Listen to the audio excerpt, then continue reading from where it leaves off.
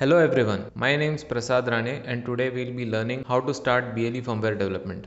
For the purpose of clarity, I would like to state that this is not a step-by-step tutorial but rather a learning approach which would make your learning process faster. I will try to make the process generic and not specific to any BLE chip vendor.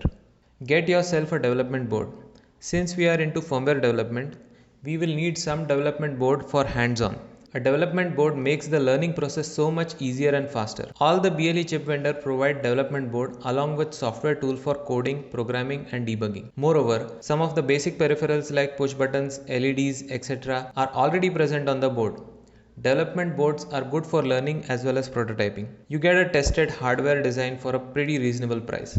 These are some of the leading chip vendors from which you can get your board from. Nordic Semiconductors, Silicon Labs, Cypress, Dialog. There are more, you can choose whichever you want. Just ensure that there is a lot of reading material available for their chip if you run into issues. Install the software tools.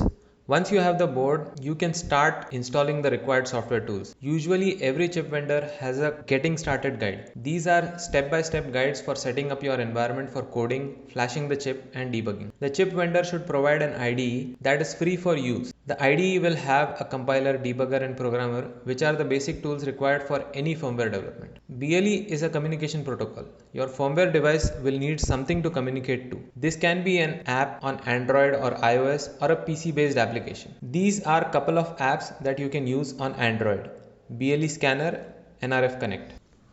Run some examples provided by the chip manufacturer. Every chip vendor provides sample project to make the development faster. The first thing you should figure out is how to run these sample projects on their development board. You should find guides to do that, and generally the most basic sample is of a beacon. You are bound to face issues at this step, so be lenient and do not curse yourself if you don't get things working in the first shot. These sample projects will have the BLE stack already linked. The BLE stack is the firmware that implements the BLE specifications. You can assume it to be like a OS for your chip. After you get this step done, congratulate yourself, you now have a working environment where you can experiment. Download the BLE specification document. Use the BLE specification document as a reference document. Whenever you come across a new term or a concept related to BLE, try to search it in this document.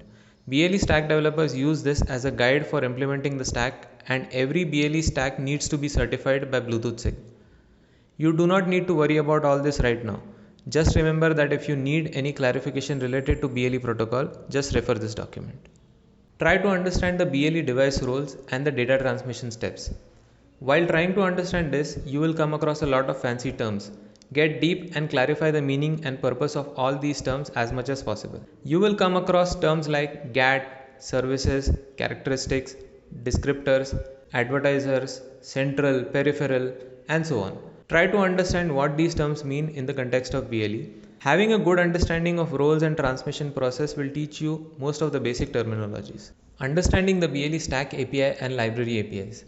As I mentioned earlier, stack is the part where BLE standard is implemented. Every manufacturer provides a stack as a pre-built binary. The manufacturer will also provide an interface to the stack in the form of API calls. Your firmware application needs to interact with the stack using these APIs. Another firmware component distributed by chip vendors either in source code form or binary form is the library. These libraries are firmware component to facilitate your development. These libraries can be drivers like I2C or SPI drivers, or they can be libraries for writing to flash or to drive an external peripheral like an LED or push button.